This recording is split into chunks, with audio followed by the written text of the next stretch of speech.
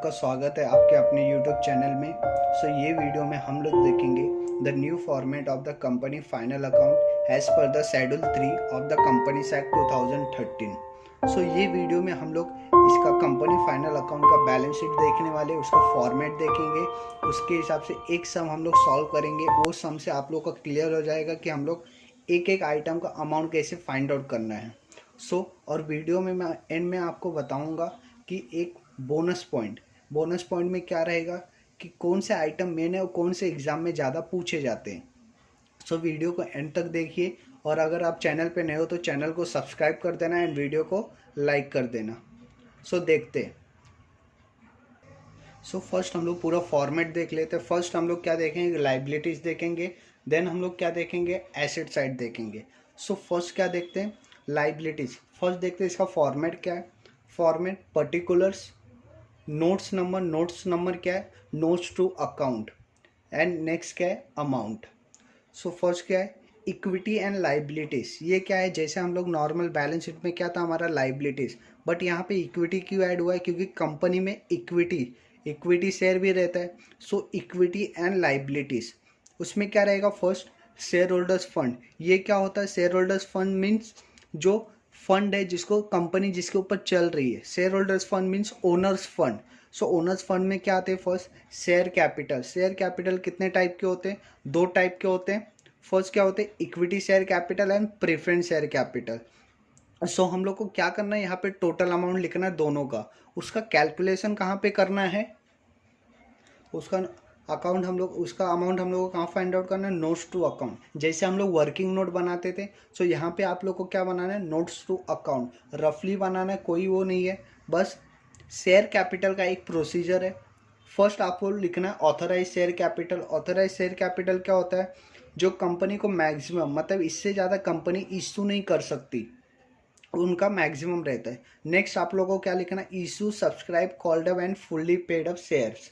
ये क्या रहता है, जितना कंपनी ने इशू किया, मतलब जितना मार्केट में उनके शेयर्स होल्डर हैं। देन क्या लिखना है आप लोग को, इक्विटी शेयर कैपिटल, उसका अमाउंट लिखना है। देन प्रेफरेंस शेयर कैपिटल, उसका अमाउंट लिखना है। आप लोग को यहाँ पे टोटल कर देना है। वो टोटल अमाउंट कहाँ पे जाएगा, बैलेंस शीट के शेयर कैपिटल में। समझा। नोट्स टू अकाउंट में आप लोग को इसका टोटल करना है, टोटल लाके यहाँ पे लिखना है। वो क्या रहेगा आपका, नोट्स नंबर 1। जैसे वर्किंग नोट नंबर 1 लिखते थे, यहाँ पे क्या लिखना है, notes number 1। Then next one क्या है, रिजर्व एंड सरप्लस। ये क्या होगा, जितने भी रिजर्व रहेंगे उनका टोटल लिखना है। मीन्स आप लोगों को जितने भी रिजर्व है उसका टोटल कहीं और करना है, यहाँ लाके क्या करना है, टोटल अमाउंट सिर्फ लिखना है। यहाँ पे इसके अंदर क्या क्या आते हैं वो एक बार हम लोग देख लेते हैं। फर्स्ट नोट नंबर 1 क्या हो गया हम लोग का, शेयर कैपिटल। सेकंड क्या है, रिजर्व एंड सरप्लस। अब आप लोग को ट्रायल बैलेंस में जहां भी रिजर्व दिखेगा वो सब इसके अंडर आएगा। जैसे capital reserve, capital redemption reserve, security premium, ये भी कहाँ आएगा, रिजर्व एंड सरप्लस में। अदर रिजर्व, जहां भी आप लोग को ये वर्ड दिखा रिजर्व, वो किसके अंडर आएगा, रिजर्व एंड सरप्लस में। एंड जो आप लोग प्रॉफिट फाइंड आउट करेंगे, प्रॉफिट फॉर द ईयर, ये साल का करंट प्रॉफिट जो भी रहेगा वो भी कहाँ आएगा, रिजर्व एंड सरप्लस में। आप लोग को क्या करना है, यहाँ ये सब लिखने के बाद आप लोग को इसका टोटल करना है। ये टोटल अमाउंट कहाँ लेके जाना है, बैलेंस शीट में लेके जाना है। बट ये सब आप लोग को बाय हार्ट करना पड़ेगा, मतलब इसके अंदर क्या क्या आता है वो आप लोग को बाय हार्ट करना पड़ेगा। एक दो सम सॉल्व करेंगे आप लोग को आ जाएगा। देन हम लोग का हो गया शेयर होल्डर्स फंड, यहाँ पे आप लोग का ये खत्म हो जाएगा। नेक्स्ट हेडिंग जो आएगा वो क्या रहेगा, non current liabilities. Non current liabilities क्या होता है, पहले इसका मीनिंग देख लेते हैं। Non current means more than 12 years. मतलब करेंट है, मतलब जो अभी करेंट का नहीं मतलब with in 12 months, more than 12 months. जो लाइबिलिटी आपका मोर देन 12 मंथ्स रहेगा उसको हम लोग क्या बोलेंगे, नॉन करेंट लाइबिलिटीज। उसमें फर्स्ट क्या आता है, लॉन्ग टर्म बोरोइंग्स। ये क्या होता है, जो हम लोग लोन लेंगे, किसी से बोरो करेंगे। कंपनी किससे बोरो करती, पब्लिक से, in the debenture form. Debenture सुना आप लोग ने, डिवेंचर लेगी। क्या हो गया, लॉन्ग टर्म बोरिंग्स, मतलब उसका पेमेंट पब्लिक को कब करना पड़ेगा, मोर than 12 months. Long term borrowings में क्या क्या आते हैं वो हम लोग कहाँ देखें, नोट्स टू अकाउंट में देख लेते हैं। लॉन्ग टर्म बोरोइंग्स, उसमें क्या under that bonds, debenture, loan, public deposit. अगर हम लोग ने किसी टाइप का लोन लिया है, अगर 12 महीने से बाद पेमेंट उसका करना है, सो कहाँ आएगा, लॉन्ग टर्म बोरिंग्स में। डिवेंचर, डिवेंचर हमेशा लॉन्ग टर्म ही रहता है, लॉन्ग टर्म मतलब 12 महीने के बाद पेमेंट, सो कहाँ आएगा, लॉन्ग टर्म बोरिंग्स में। यह आप लोग को बाय हार्ट करना पड़ेगा। मोस्टली क्या रहता है, डिवेंचर रहेगा, लोन रहेगा एंड पब्लिक डिपॉजिट। ये कहाँ आएगा, अंडर लॉन्ग टर्म बोरिंग्स। सो जितने भी आप लोगों को सम में दिए रहेंगे लॉन्ग टर्म बोरिंग्स, आप लोगों को ये सब बाय हार्ट रहना चाहिए। बाद में डिवेंचर, डिवेंचर हम लोग लिखेंगे, देन लोन दिया रहेगा, लोन्स लिखेंगे, देन पब्लिक डिपॉजिट वो लिखेंगे। इसका क्या करेंगे, टोटल कर देंगे, टोटल या आउटर कॉलम में लेके ये कहाँ लेके जाएंगे, बैलेंस शीट में लेके जाएंगे। Next one is deferred tax liability. ये क्या होते हैं, जो टैक्स ये क्या हुआ, due for the current year but has not yet paid. मतलब ये करंट ईयर में पेड करना था बट हम लोग ने पे नहीं किया करंट पीरियड में, सो ये क्या हो गया, नॉन करंट हो गया। सो कोई भी टैक्स ऐसा रहेगा, आप लोगों को सब में स्पेसिफाई किया रहेगा कि क्या है, डेफर्ड टैक्स लाइबिलिटी। मतलब करंट पीरियड था लेकिन हम लोग ने करंट पीरियड में पेमेंट नहीं किया, तो वो क्या हो गया, नॉन करंट लाइबिलिटीज हो गया। सो ये ज़्यादा मोस्टली सब में आता नहीं है, और आएगा भी तो आप लोगों को स्पेसिफाई किया रहेगा। मतलब ये डेफर्ड टैक्स लाइबिलिटीज है। Next one is other long term liabilities. मतलब इन लोग को छोड़ के और अदर लॉन्ग टर्म लाइबिलिटीज क्या हो सकते। सो आप लोग देखेंगे अदर लॉन्ग टर्म लाइबिलिटीज, उसमें क्या है, ट्रेड डिपॉजिट, सिक्योरिटी डिपॉजिट। मतलब कोई टाइप का अगर हम लोग ने डिपॉजिट लिया है, बिजनेस में कोई टाइप का डिपॉजिट है, सो कहाँ आएगा, अदर लॉन्ग टर्म लाइबिलिटीज में। सो ये दो ही चीज़ है, ट्रेड डिपॉजिट या security deposit. Next one is long term provision. Provision क्या होता है, जैसे लॉस, मुझे अगर फ्यूचर में लॉस होने वाला है, जैसे मेरा कोई अगर केस चालू है लेकिन अगर मुझे लग रहा है मैं केस हार जाऊंगा, अगर मुझे लग रहा है, सो हम लोग क्या करते हैं, उसका प्रोविज़न बना लेते हैं। वो लॉस उतना अमाउंट, जैसे 1 लाख रुपए चाहिए तो 1 लाख हम लोग क्या करेंगे, साइड में कर देंगे। अगर वो मोर देन 12 मंथ्स है, मतलब करेंट पीरियड में नहीं देना पड़ेगा, अगले साल देना पड़ेगा, तो वो क्या हो जाएगा, लॉन्ग टर्म प्रोविज़न हो जाएगा। अब ये कैसा हो सकता है, टैक्स का हो सकता है या कोई लॉसेस का हो सकता है। सो कहाँ आएगा, लॉन्ग टर्म प्रोविज़न में आएगा। सो अंडर डेट क्या आते हैं वो हम लोग देख लेते हैं। So long term provision, long term provision under debt क्या आएगा, प्रोविज़न फॉर एम्प्लॉय बेनिफिट और others. Other provision for employee benefit, ये क्या होता है, अगर हम लोग को फ्यूचर में कोई एम्प्लॉय को, मतलब पूरे एम्प्लॉय को बेनिफिट देना है किसी चीज़ का, सो उसका उसके लिए हम लोग को अमाउंट अभी से साइड में निकाल के रखना पड़ेगा, सो डैट आगे जाके हम लोग को प्रॉब्लम ना हो। सो उसके हम लोग क्या करेंगे, प्रोविज़न क्रिएट करेंगे। सो वो क्या हो गया, लॉन्ग टर्म प्रोविज़न हो गया। Next one is third one, current liabilities. जैसे नॉन करेंट लाइबिलिटीज़ हो गए, अब क्या ये current liabilities. Current liabilities means जिनका पेमेंट हम लोग को विद इन 12 मंथ्स करना है, 12 महीने के अंदर ही करना है उनका पेमेंट, उसको क्या बोलेंगे, करेंट लाइबिलिटीज। सो उसमें फर्स्ट क्या है, short term borrowings. Short term borrowings means यहाँ क्या था, लॉन्ग टर्म बोरोइंग्स, यहाँ क्या है, शॉर्ट टर्म बोरोइंग्स।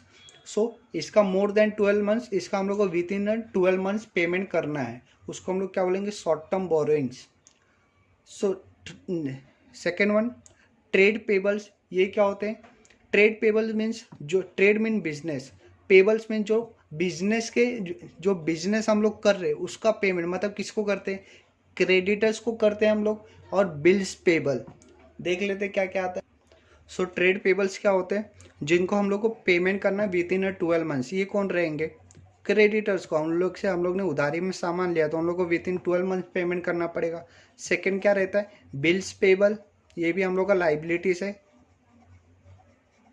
सो आप लोग को सब में अगर ये दो चीज़ दिखेगा तो वो किसके अंडर आने वाला है, ट्रेड पेबल्स। ये दोनों का इसी टोटल करना है, एंड दोनों का जो भी टोटल आएगा उसको कहाँ लिखना है, बैलेंस शीट में ट्रेड पेबल के।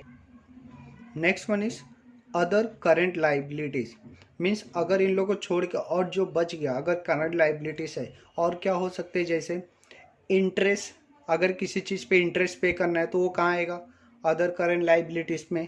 और क्या हो सकता है, डिविडेंड पे करना है आप लोग को, तो डिविडेंड भी हम लोग को करंट पीरियड में पे करना पड़ता है। तो डिविडेंड कहाँ आएगा, अदर करंट लाइबिलिटीज में आएगा। देख लेते हैं नोट्स टू अकाउंट में क्या क्या है। सो अदर करंट लाइबिलिटीज क्या, इनकम रिसीव इन एडवांस, अगर हम लोग ने किसी से एडवांस लिया तो वो पे करना पड़ेगा। अभी एडवांस लोन नहीं रहता, लोन और एडवांस में थोड़ा डिफरेंस है।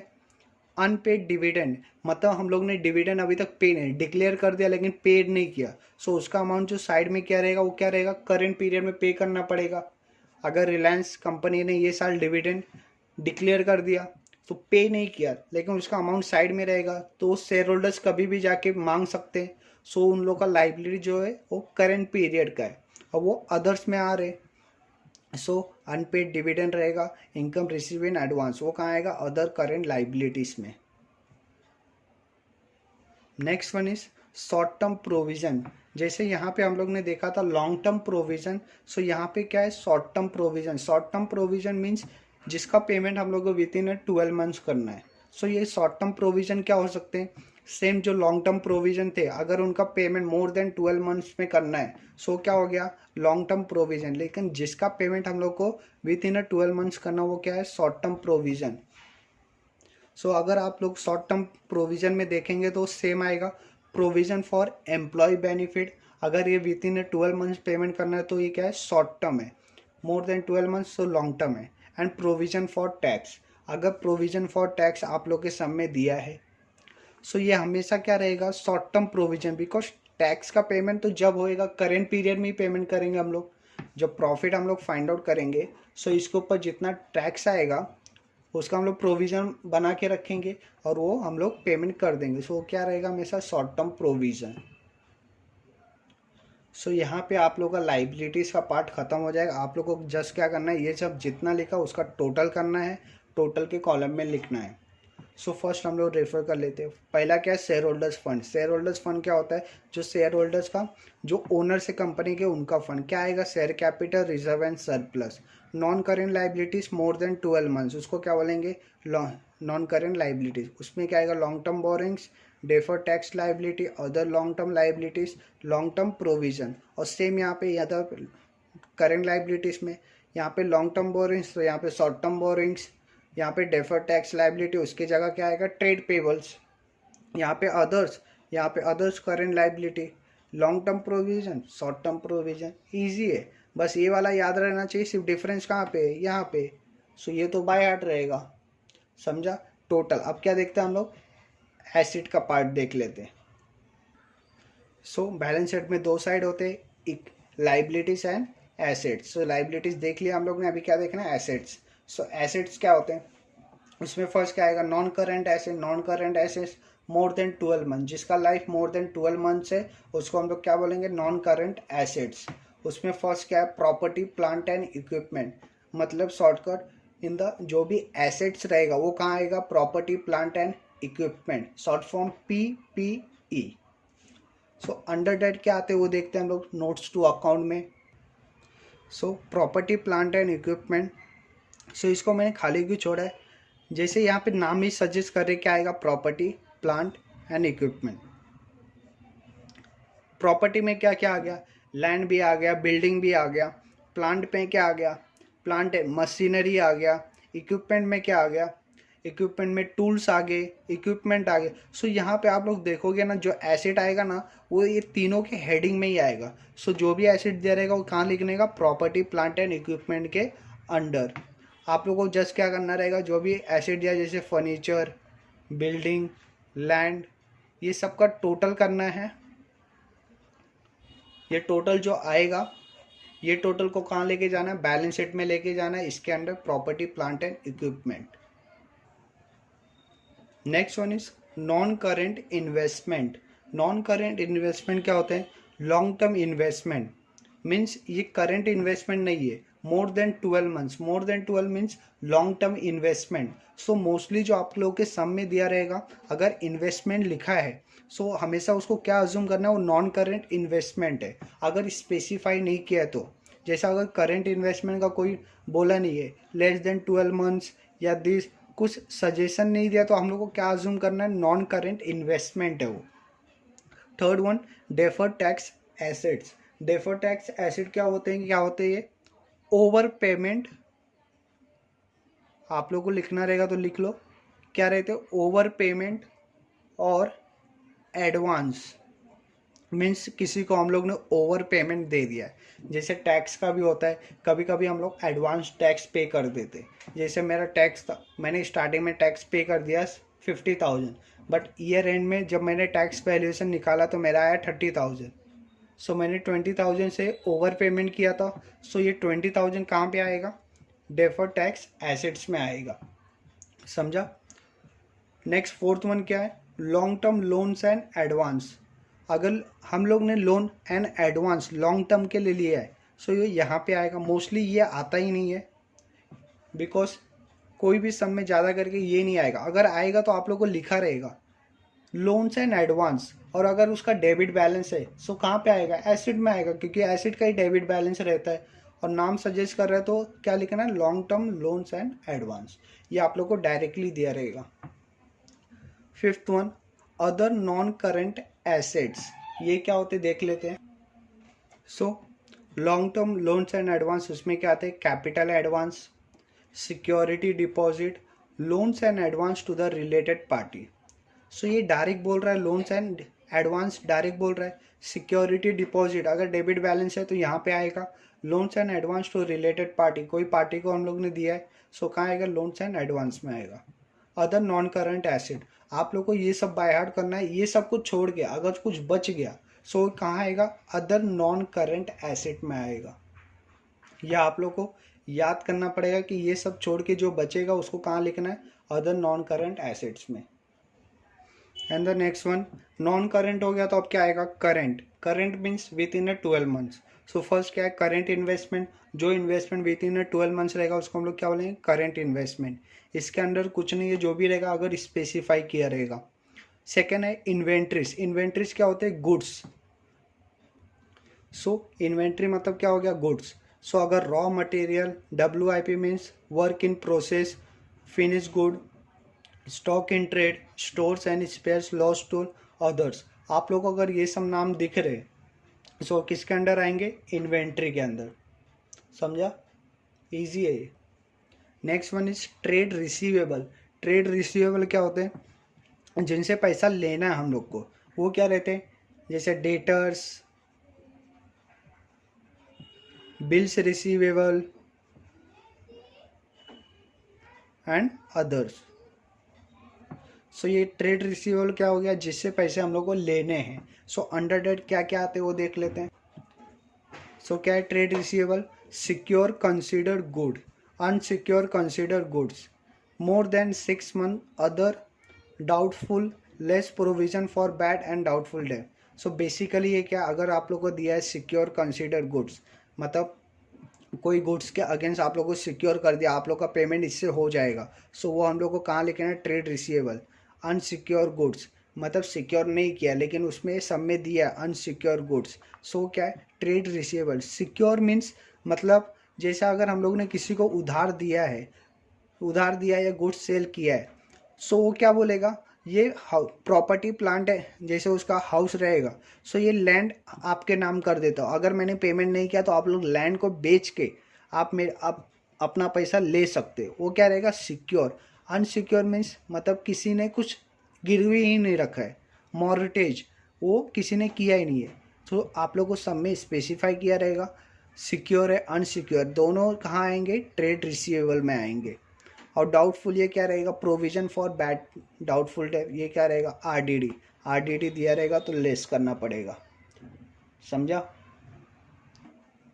सो ट्रेड रिसीवेबल हो गया। मोस्ट इंपॉर्टेंट पार्ट, आप लोगों को ये सीक्वेंस फॉलो करना पड़ेगा। जैसे प्रॉपर्टी प्लांट एंड इक्विपमेंट ये पहले आ रहा है, सो ये पहले ही आना चाहिए। नॉन करेंट इन्वेस्टमेंट जैसे जैसे सीक्वेंस दिया आप लोग को यही फॉलो करना है। ये पुराने बैलेंस शीट में क्या होता है, हम लोग कहीं भी कुछ भी लिख सकते थे। जैसे एसेट साइड दिया तो हम लोग मशीनरी डेटर्स कहीं भी लिखते थे, बट आप लोग को जो ये सीक्वेंस दिख रहा है यही सीक्वेंस फॉलो करना है। कोई भी चीज़ आगे पीछे नहीं चलेगा। सो इसके आगे देख लेते हैं नॉन करेंट इन्वेस्टमेंट में क्या क्या है। और सो करेंट इन्वेस्टमेंट नेक्स्ट वन क्या है? Cash and cash equivalent.